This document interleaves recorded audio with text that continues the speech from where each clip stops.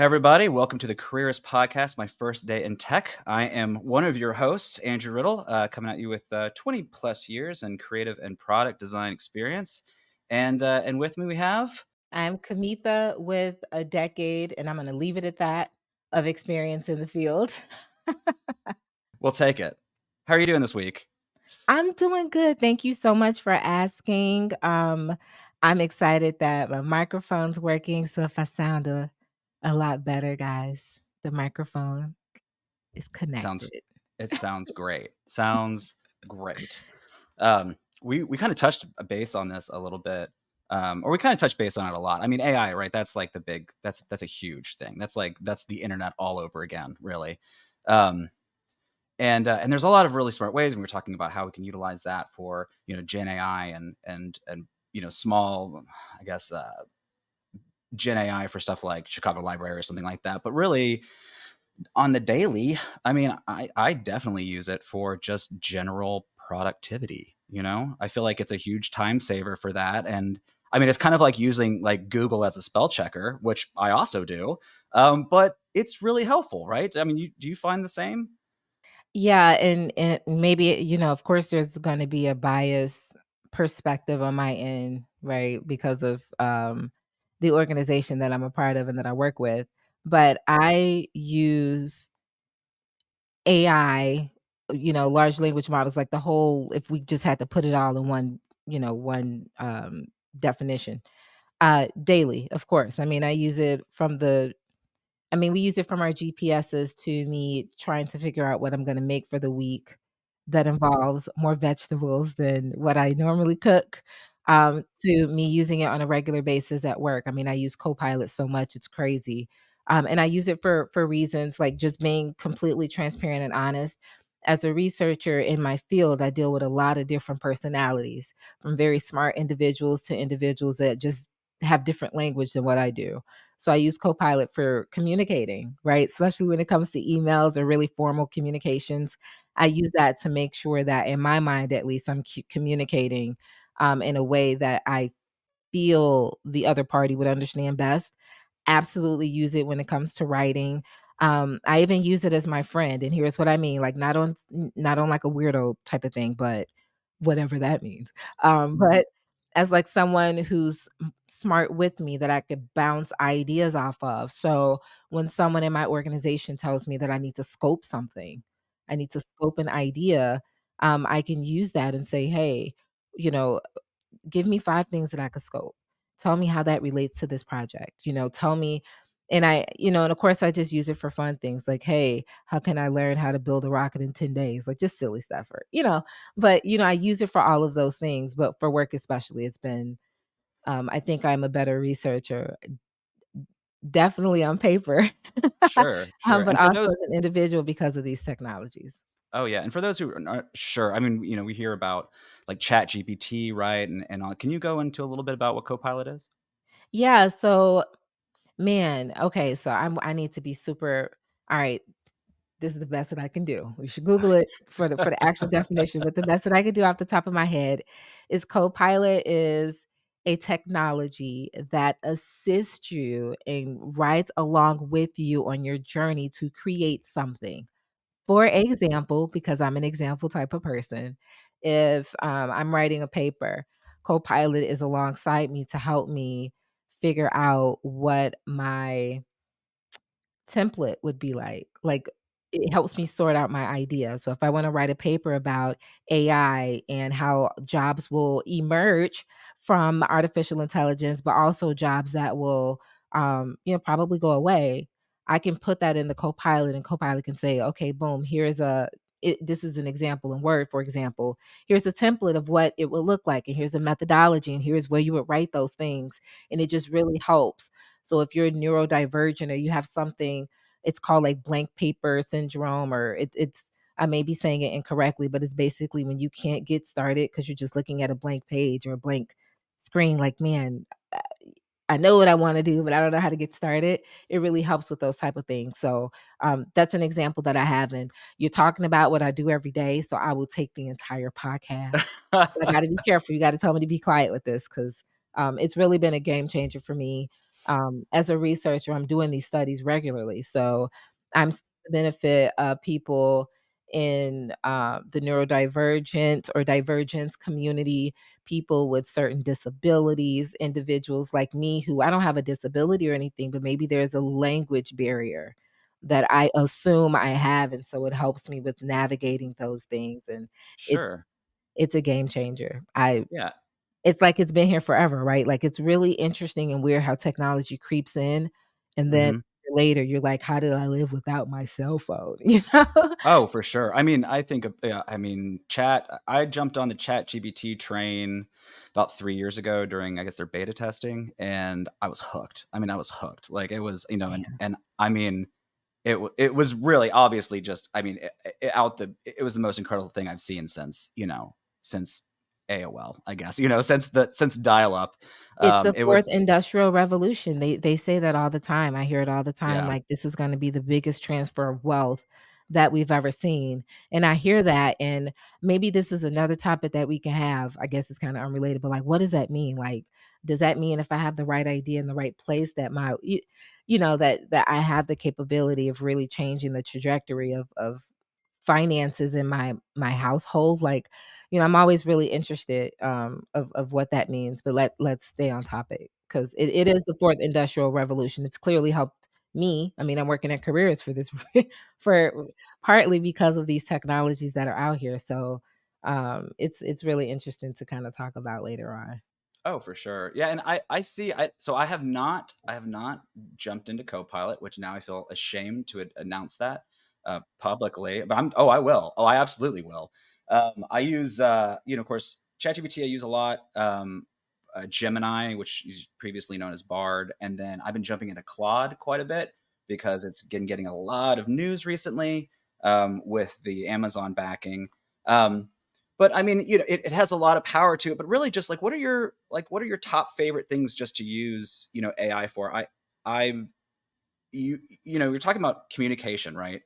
Um, and I'm sure we both do, these big research reports, big research products, right? And we're doing all sorts of analyses and thematic and narrative and emotional analyses, and we're coding and word coding, Right, or I'm like, maybe "Oh, dev coding. I don't dev okay." code, but word coding, and it can just be, and moreover, from a UX researcher standpoint, we get into the nitty gritty, right? We get into granular data. Like, I want to know, like, like, oh yeah, like we Yeah. have got 150 of these coding words and we're doing a thematic, analysis, and that's all for us, right? But then when it comes down to, well, how do I communicate this with executives, right? Who, first of all, they wouldn't even understand what I'm talking about, nor do they need to, right? That's not their job. It's my job to do that and to translate it to them. I find it very helpful to just plugging in this, like, my thought raw, often kind of, industry jargon, I guess, and just saying, hey, can you help me communicate this, at an executive level, or can you help reduce redundancies in my writing, or can you summarize this in 50 words or less? Just, I mean, those are, again, it's like using Google for spell check, because I'm using this really powerful data, but I use that every single day. Um, and I mean, another thing, one of my favorite ways to use this really is just I just do voice to text in my Bard or ChatGPT on my phone, because I often, you sit there at a computer and you're going, "All right, well, like, I can't even think about how to formulate, like, how do I formulate a prompt? Like, how do I formulate, and I'm very much like, when I brainstorm, I move around a lot. I talk. I like to start with a narrative. And so I just start talking. Like, I just, like, just voice to text and just start go and just let it, and just, like, it's not, like, go for it. Like, go for it, Claude. Like, figure this one out for me. And but it does help me organize my thoughts really well, and those are just like the small kind of productivity hacks that I get. Um, I feel it also allows me to manage priorities better. And again, it's not that I'm just relying on, like we had talked about before, like, if I don't know what the end goal is supposed to look like, right, then it's not very helpful. But if I say, okay, well, here are all of the things that we've covered in our research, break it down to what are the five top, priorities, like what would be the 5 top things that my executives would care about, Yeah. with all, information. And they go, well, how about this? And I go, oh, yeah, that's great. Thanks. Like, or maybe And I'm what like, I like about it is even if it's because it hallucinates, right? You're gonna have your moments where the information's incorrect or there is yeah, no reference, right, to really right. back up the findings.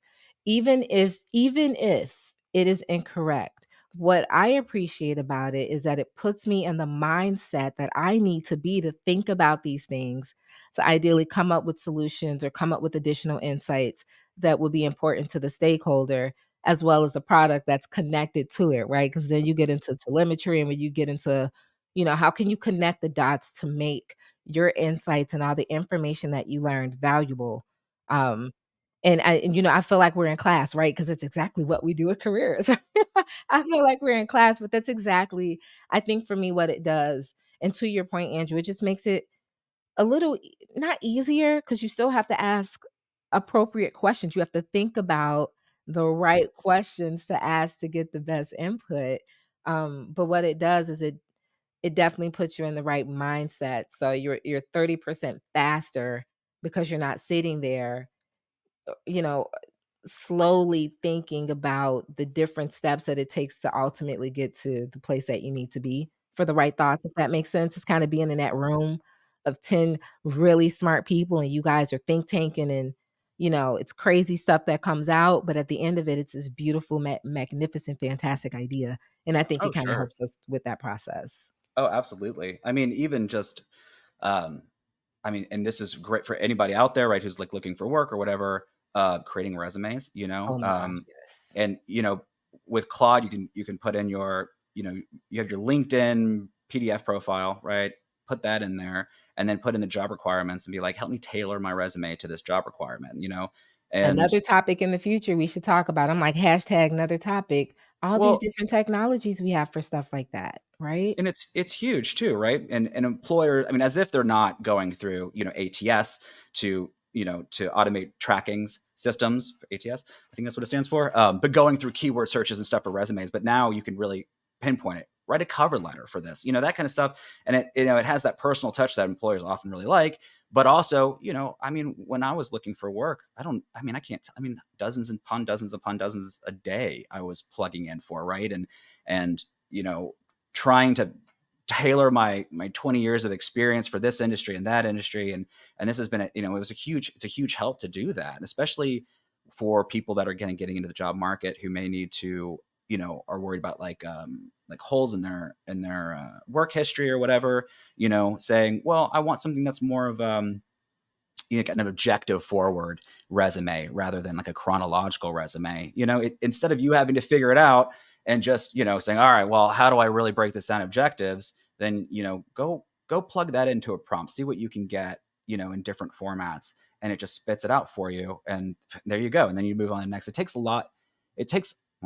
some of the stress away from the job search thing, but it's so very, very helpful. um Yeah. I'll tell and you I mean, something that I used it for that was completely unrelated to work. It's crazy. I don't necessarily like I don't I'm not gonna say I recommend that people do it. But you ever like got a regular physical and you get all those random results back. It's like cholesterol, HC, all that stuff. It's like it's important to know, but I guess not too important because they just give it to you. I use that. I'm like, hello, ChatGPT. You are a physician and you need to explain these results to me. Explain it to me as though I am an eighth grader. And absolutely amazing. I'm saying don't necessarily try it because there's no way for me there is a way for me to verify, but at the time I didn't verify, to make sure it wasn't hallucinating or giving me answers that were incorrect.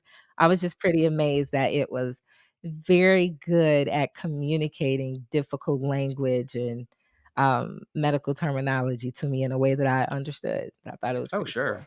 I Yeah. mean, I think I use it for a lot of abstract and summaries for research papers that I don't really feel like I have time to read. I Yeah. can typically plug that in. I can ask for an abstract and synopsis of leadership books. I can ask it, for leadership advice and to give me sources. Um, and then, just general. content creation in general, as far as, going out there and figuring out, like, well, we'll break into it, right? Content creation is a huge thing. Not Yeah, I'm just like, the "Ooh, writer's strike. Ooh, now I right. understand. I get it now, because And this." Yeah. yeah, it is. But it's so useful, and so often I'll find an article that I want to share on LinkedIn or something like that. And so I'll plug that in. I say, write an engaging, LinkedIn post with emoticons and hashtags, emojis, and hashtags, in 200 characters, right? And it'll just kind of spit that out. And so I put that in there, and then it has a call to action, some hashtags. I put my article in there, and I spit it out, right? Because what is the objective here? The objective is, not just to share something that I think is interesting, that I think people would enjoy, but also to get them engaged in following up with it and to reading it. And it saves so much time for me to know what that objective is, to plug that in, and for it to just say, all right, here's the content that you're gonna put out there on social media. um it's such a huge time saver. I'm gonna start doing that, because I take social media serious in just my ability to share information. So for me, it's like I just wanna share information that I think would be important and useful for folks, and I wanna share stuff that makes people feel good, because the world is an interesting place. But now the more I get into, the profession, and the more that I get into sharing with people, I'm really starting to understand the importance of having a voice for individuals who may not have a voice, but also just the importance of us in careers really, like, being available, and an opportunity for folks. So I'm starting to take the content creation thing more seriously. And so for that, I'm saying that to say, Andrew, I think to your point, it's fantastic that we can use technologies to help us with content creation, or, to help us, like, hey, what is important for people to know? Not that it'll give us the right answer, but again, just like I mentioned before, it'll put us in that realm of thinking that'll help us move forward, Oh or yeah, at yeah. least give us an idea of what's going Mhm. on. So that's really good. I'm gonna take that more into consideration, because yeah, it's like invisible money out here. May as well do some content creation. Why not? Well, it's just so important now. I mean, you have to. I mean, with everything you've got and all of the platforms with Instagram and TikTok, and Yeah, you have to go. I mean, you've always had to sell yourself, right? And we very work true. with students who are new in the field or moving into a field, or they're just new in the industry in general. And as mentors, we have to, let them. We want them to learn from our experience, right? And so, we hit the pavement and, hustled and all of that, but it's a new hustle game now, and social media is a huge part of it. And there's a lot of people who are just like, man, I have no, first of all, no interest in being an influencer, much less, going out there. What am I going to say? And you're looking at that blank screen, or you come across someone on LinkedIn or Instagram that you want to connect with, maybe someone you want to ask some questions, but like, I don't even know how to ask that. And we touched base on this a little bit last time. Well, go ahead into your favorite, language GPT and your large language model, and say, "Hey, I'm interested in reaching out to this person. I don't know how to do it. How would you Exactly. recommend it?" Exactly. Oh my gosh. And I have to ask you this, and this is it's still on topic, 'cause you gotta work with me. All right. Um, I wanna know what technologies you think are awesome, and, like, what you're using right now. So, and I'll give you an example, Canva. I use Canva for my resume. I use Canva for my logos when I, worked on my own as an entrepreneur. I wanna know what you think about the LinkedIn AI additions. I thought they were unnecessary at first, but it's kinda cool. I'm not gonna lie, it's kinda cool. So I know that that's a lot to ask, but, so I guess first, what are, like, some tools that you use, that you think it'll be cool for people to know about? Well, I'm not a huge social media person. I have LinkedIn, but the AI assistant on LinkedIn I think is fantastic, and just for the reasons that we were saying. Um, Moreover, where everything is being scanned for keywords, I think it's incredibly helpful to, how do I put together an about summary that is engaging and will attract employers or help me network. And having that plugin is just another way of helping people kind of jump over those social hurdles. Um, for especially people who are shy or they're just getting in, and I mean, I'm Our introverts of the world, we love you. right, and I'm very much an introvert as well, right? I've had to learn to be out there. I would much rather just stay home, but it's just part of the gig, right? And I think it helps train you to be more comfortable with it, to know that well, what you have to put out there is important, and then reach out, and also you get to a point in your career where you're just a shameless marketer, right? Like I'm a shameless marketer if I'm like, oh, I'm gonna reach out to this person I haven't talked to in 7 years to see if blah blah blah, and I'm just like, hey, what's up? Like it doesn't, you have to do it, and you just throw it out there, but it's a you have to learn how to do it, and I think that the AI assistant that they have in LinkedIn is great for that, because networking, it's all about networking. Like when we live in a world where any job is getting thousands of applicants, if you know the hiring manager or if you can find out who that person is or you have a recruiter I mean that it seems very old school, but that's still very much the way it works out, and all of that can be helped with AI. Another thing I use quite a bit is Adobe Creative Cloud, especially Adobe Express that they have for content creation, images, and that kind of. They have a new update where you can generate images from text, incorporate whatever copy you want on that, send that out to your social media of It can choice make me with look 10 pounds smaller, come on, like, that type of technology? if that is what you're aiming for, right? If that is your goal, then You I guys suppose it heard it can here do first. that. It is a pay service. I mean, it is Adobe, right? But Adobe's been a trusted source for Yeah. ages now. But they have a really good text image with Firefly. It's getting stronger, it's getting better. And they're really competing with stuff like Mid Journey and more of the public generation. But again, it's Adobe, right? So they're accountable. I think they've got a really clean interface. I feel that of course, with Figma taking over the product space, Adobe is trying to figure out where they're fitting in the world these days, and I think they're going back to that. But I think those are the two that I use primarily for content creation. Of course, I use, like I said, Gemini and Claude like every day, every single day, as far as just saying, put together an engaging post, or even if I really want to jump in on a conversation with someone important in the industry, it's not unusual for me to utilize one of these language models to help me formulate a reply that might be interesting to this person, that might cause them to add a comment, and hook them in. Again, shameless marketing, just whatever I can do to meet that objective. you, it's right there to do it, and those are yeah, that's kind of where I'm at on it. Um, maybe that's a little like lowbrow. I don't know, but I'm a designer by trade. I still enjoy doing my own logos. I enjoy that stuff. I have definitely used it to help me prep up presentations for like, oh, I need a graphic of a diverse design team organizing an affinity map. Oh sure, great, okay, and then it puts that together, and and they're like, oh yeah, like absolutely, this seems, because the idea is we want it to look cohesive and all that, and that kind of text to image, those applications have been very helpful for it. So that's my tangent on what I tend to use on a daily basis. I love that, and it's so funny because I 'cause I'm sitting here and I'm listening to you, and I'm like, our world is continually changing, and so in a sense, we have to continually reskill ourselves, right?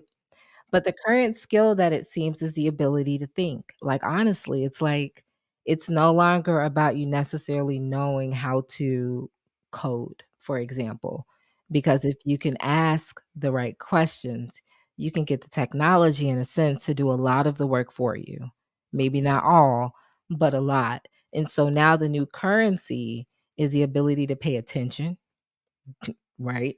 That's I'm like, my poor kids, I gotta get it together because man, their attention spans are the kids of the world pretty much, not just mine.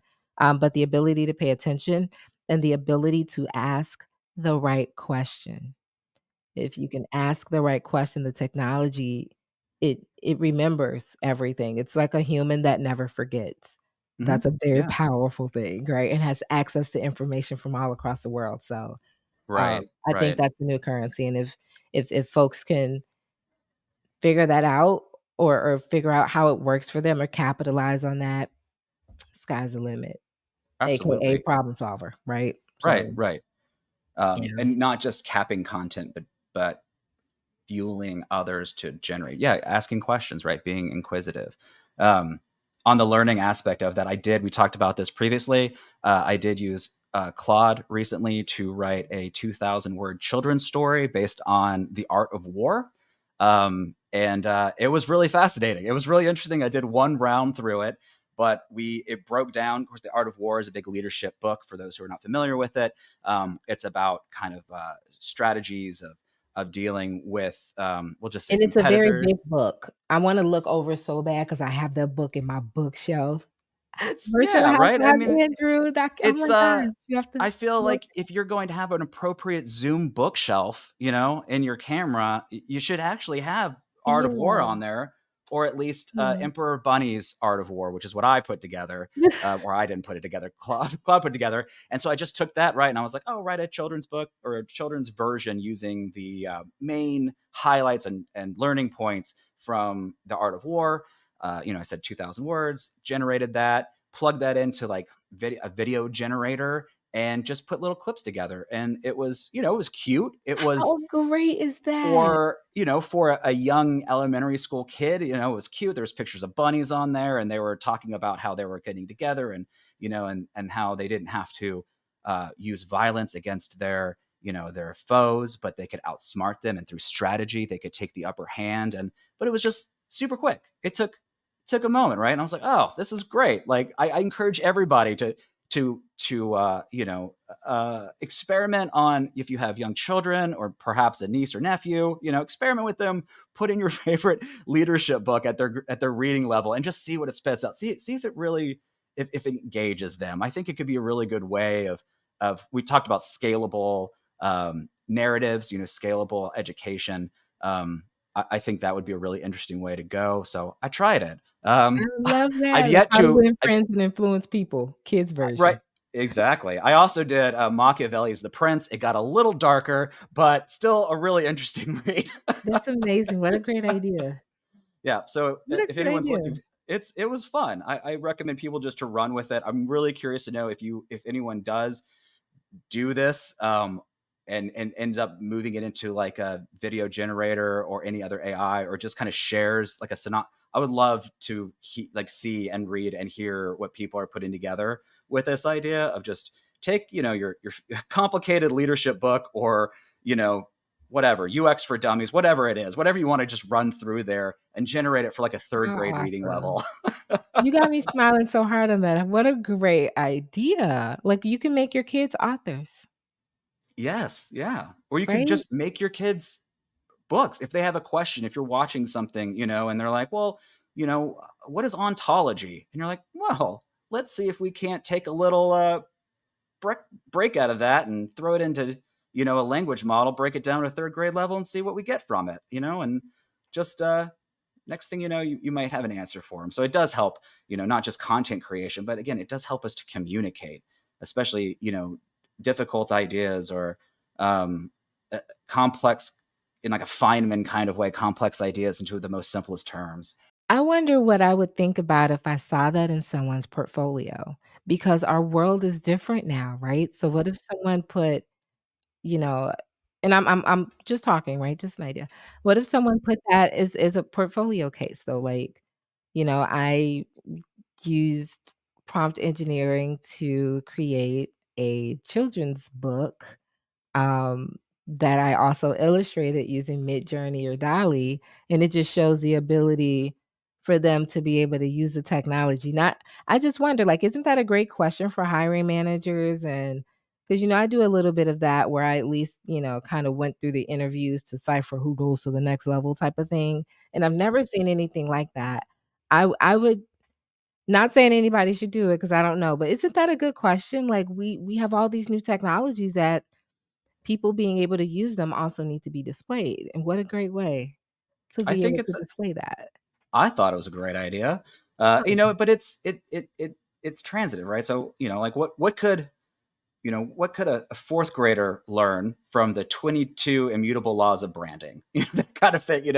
What could they, really, what is it that, what are the creative highlights of that book that teach them how to have faith in their imagination, have faith in their creations, how to feel, create a strong, to say product, which I probably wouldn't use that for a child, but whatever the equivalent is to Yeah, product for, their that kind of thing. idea, right. Yeah, your idea. And I think that, Yeah. there's we have these, this kind of information base that could translate to all sorts of levels.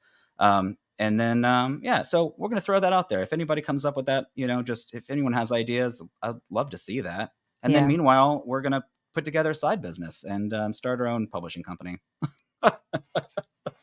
digital Seriously, publishing company. call it AK. No, Yeah, there it is. There it maybe is. just read that, I don't know. Done. It is done. That's awesome. I love that though, and then I know we're talking about communication and talking about the different ways that we can use the technology. I'll tell you another way that I use it is I use the technology to talk to, my cleaners. So you don't just let anybody in your house or whatever. So when it comes to certain things, it's probably referral based, right? You know somebody who knows somebody who knows somebody. And so my cousin, when I moved to Georgia, I got a lot of kids, so I need help. Pretty much. And so I moved to Georgia and I'm like, man, I need help. Do you know anyone? And she's like, yeah, I got these cleaners. They'll hook you up. And I'm like, okay, that's perfect. And I met them and they didn't speak English. So, I'm like, "All right, well, that's interesting. Whatever. Let's use a Google Translate. Like, let's use our technology." And so, they have been with me for probably a year now. I've moved and they've moved with me. And again, I am so grateful. Of course, we can have a doomsday scenario about technology. Of course, that's possible because there's always two sides to a coin. But I also use the technology for stuff like that. Like, how can I ask her about her family? Or what's the appropriate way in Portuguese to say, whatever phrase that I want to say. And it's really fun to have not a friend, right? But an associate that you are comfortable with, and you guys don't even speak the same language. It's amazing. It's amazing what technology can do when you use it that way. I mean, the smart translation tools, right? I mean, allowing you to just break down language barriers, facilitate real-time communication across teams, like in the office. Um, we have creatives and associates from everywhere in the world, and I love languages. I really just enjoy bridging that barrier of just trying to learn how to say hello or thank you in a number of languages. Like if you just learn how to, it's such a human connection. But just learn how to say hello or good morning in your coworker's native language, and even if you get it wrong, even if your accent is not ideal, it creates a connection with people, especially when you're thinking about, you're creating a familiarity with someone and letting them know that their culture is important to you and that they are important to you, just simply by saying hello. And those smart translation tools are really, really huge on that. I think they're practical for travel, but on that emotional sense, right? Because we're dealing with people and emotional connectivity. It really it creates so much value, intrinsic value to just our daily lives. Absolutely. I got a funny story with that too. I met a colleague who is from I'm making this up. It's not the UK, but somewhere close around there, I think. And he's like, "Yeah, so we were looking for a coworker," and they're like, "Yeah, they're on holiday." And I'm like, "No, it's like June 5th. What do you mean they're on holiday? Like, what are you talking Right. about?" And so literally, no joke, 5-minute conversation, and I'm literally giving him this look. What? Like a holiday where you're from? Come to find out, when we talk about cultural innuendos and things like that, a holiday is considered a vacation. A holiday for me is like July 4th, Memorial Day. that's a holiday, not a Right. vacation, and so once we find like, it was really Right. funny for me because I'm the one with the misunderstanding, and I just couldn't believe how simple the word holiday, could bring such a misunderstanding, and I'm sitting here and I'm like, "What in the world are you talking about?" Like, "Dude, nobody's on holiday anything, like, there's not a holiday for another month," and I'm completely convinced, like so anyway, it's silly, but it just goes to show, like, language barriers, even if they are speaking a form of English, Yeah. a basin and a bowl are different Mhm. apparently, you know, so Right, a right, holiday and right. a vacation, so it's a funny story, I think I'll forever have that story with me, because Yeah. it was the funniest thing ever once I realized how silly I was, so And are you adopting that into your own vernacular now? We're just like, uh, I'm going on holiday." I know, right? Only when it's appropriate to, like, I I think don't it's know, always to appropriate. somebody, right, like, "I'm going on holiday, I need a break. Excuse me, Maybe I'm ma'am." just really into Downton Abbey, but I think you should just have as many anachronistic vocabulary words as I possible. know. Isn't that funny, though? Like, this is so funny. How who'da known? Who'da known? Yeah, I do. I love it though, and another big, I would say barrier, a language barrier, but this is another thing that just came to mind. Um, I am not so great at reading between the lines with people. I'm not great at social cues. I just kind of assume what they say is like they're just telling the truth, right? So I often miss little nuances. Um, and I have used language models and AI to help me decipher, possibly what is the between the lines, to analyze the communication patterns, to help me kind of identify like potential conflicts or nuances or areas of miscommunication. Um, So do I you have found use that it to, like, incredibly identify the helpful. tone of the conversation? I'll usually so one of the tools that I use a lot is Tactic, and it is a transcription, an AI transcription program. I highly recommend it. After it records and transcribes like your meeting or Zoom, whatever, you can go through and have analyses done and stuff like that, or ask it questions. Or I really love it because I can stay present in the meeting rather than like trying to take notes, or maybe I missed something. I can go back and ask it questions about what just happened, and it'll help me fill that in. But I have often used it to say, well, in this segment when I was talking to so and so, like, can you just do like a little like narrative evaluation, what was the sentiment, or what is, to the best of your ability. And they have more powerful tools for this. But I have used it in this program, in this transcribing program, just to say, like, was there like an emotional nuance? Like, what was was there any miscommunication? Was there possible conflict? And it'll help me kind of, just based solely on narrative analysis alone, help me kind of understand if there is something more that I needed to do, or more that I needed to understand, or if I wasn't communicating fully and I need to follow up. Um, I have used it for that many times, and it's extremely helpful. So for those who are similar to that. Again, there are more powerful tools that really help distinguish real time sentiment analysis. But on the cheap, I found this to be very useful.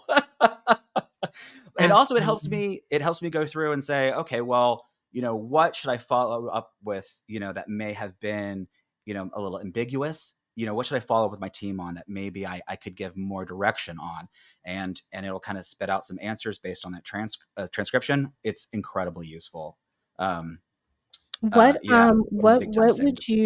what would you say to anyone who feels like the technologies like Grammarly or the technology you mentioned or ChatGPT, what would you recommend for them if they feel like that maybe they're cheating? Or 'cause I've met students, I've met adults, I've met researchers that are like, "Oh, no, well, I shouldn't use this technology because I need to pull the insight to myself." And it's like, "Yeah, you do, but the technology can also help." Like, you don't solely, rely on it. It just kinda helps you maybe with some things that you miss. So, what recommendations would you say to those folks who we know that they need to use this technology to keep up, but maybe they're hesitant? Any words of Can Yeah, you and work it I out get for that, right? Like, we're the product of, scarred youth. I went to Catholic school.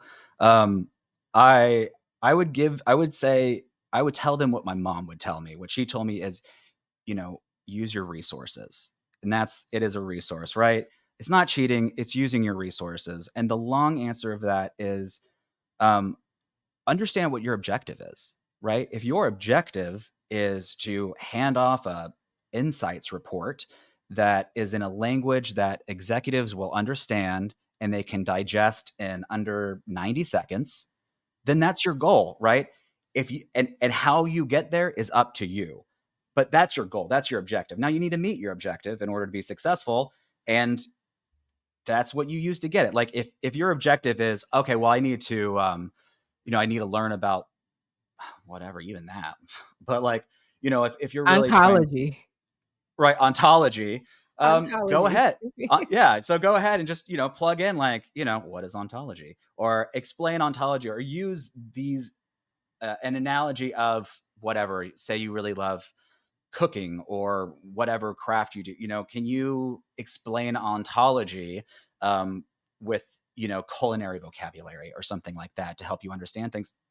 I don't see what the problem is because if your objective is to understand things, especially in a deep way, not just memorizing, right? Like we used to do and cram for a test, but if you really wanted to really understand something is to create an association with it, a personal association.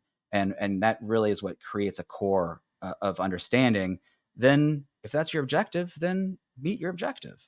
However you do it. If you're like, no, I'm the kind of person who needs to read 12 books, front to back, then do it. If that's how you get success, then do it. But if you're like me and I was like, man, that would not work for me, I will just days off. I need things cut down. I need them put in a way that I'll understand. I need to start with overall concepts and break it down to a granular level. Like I understand my patterns and I will use language models to help me do that. Um, I was I've been really interested in subjective value theory recently, and I've used language models for that. First off, by saying, what is subjective language model or subjective value theory, Can and you tell us what that is just for so context? so subjective value theory is the idea that the worth of something is not necessarily we think of like the cost of something, right? When we think of value or worth, we think of the cost. How much does it cost, right? So, like, let's say you are, I don't know, selling a cookie, right? So you go, all right, well, this is what everything costs. This is why I'm going to put this, labor is whatever minimum wage is. And so you have all these kind of like numbers that you put together. But the truth is that the value of something is really dependent on the want and need for something. So it's subjective to your audience. So like artwork, for example, right?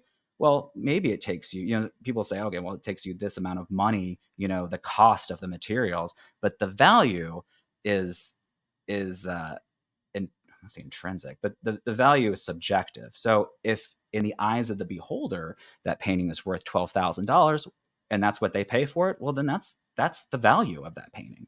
And so, and I'm just getting into this. So, economists actually, you know what? Follow up. I want to know more about this if you have information about it. But so what I did is I was interested in this. I heard about this in some show or some radio broadcast or something like that. I kind of wanted it. I gave a little summary on it. So I asked language, my large language model, give me a summary, and then also recommend a list of five um,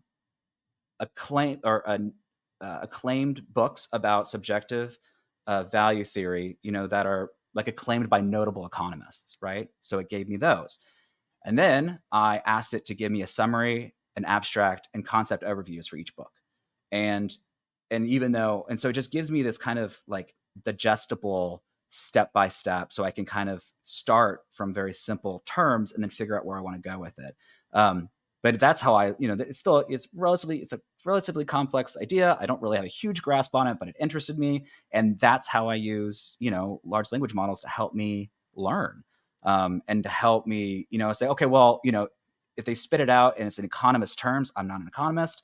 I said, can you spit it out in like the vocabulary of the art world? I know the art world. Okay, sure. So let's say you're a painter, and that's how it started. And I was like, I I can love get that. that. Oh I my I gosh. can put this into my foundation because I can associate with it. And Well, you by just gave using us all a step-by-step instruction on, again, prompt language and yeah, how to get the ultimate or the maximum result or maximum output for questions that you have. That was such a good example. well, And I'm I love it happy you because 'cause you're liked it. right, it'll give you a story, like, yeah, in Right? art, Yeah. with art analogies too. That's fascinating. Well, yeah. I mean, it worked out really well. I mean, it's not any different than translating the art of war for a third grader. Like what is the objective? The objective is to understand the concepts. You understand the concepts by creating an association that is personable to the audience, and that is your goal of success. So just like any other product, that is how we go forward with it. But I'm happy you liked it. I hope other people are giving that a shot. I say talk to your large language model. Get do it like in like the weirdest way to like I say talk to your language model like as much as it makes your family uncomfortable. Like that's how I recommend. When people start getting into it, they kind of use it like Google. But it is a language model, so be narrative. Ask it questions. Ask it for clarifications. Say you need it in one way other than another, um, and you'll find out how to communicate successfully for this. And it's been very helpful on so many different foundations, not just professionally, but just the settlement of my own curiosity. That part, I love it. Use your large language models, folks.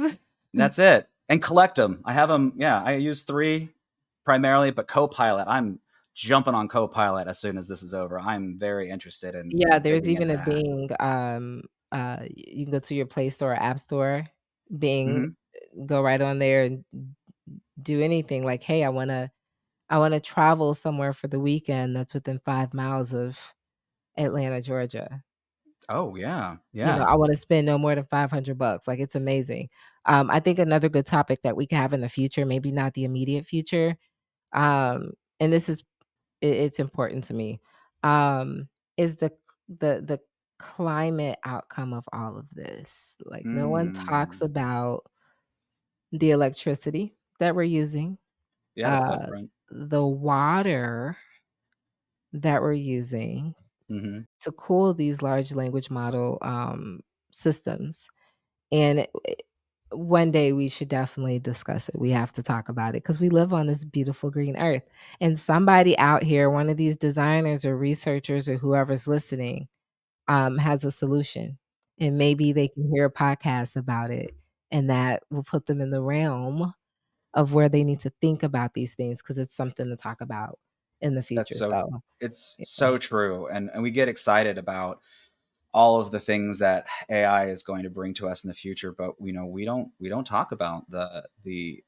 ecological downside of Yeah, we have this to think about some of alternatives technology. to keep this Um, going. Yeah. and we will look into that, and I hope that people who are hearing this and thinking about it, they'll look into it too, and maybe they'll share some tidbits with us and what they find interesting.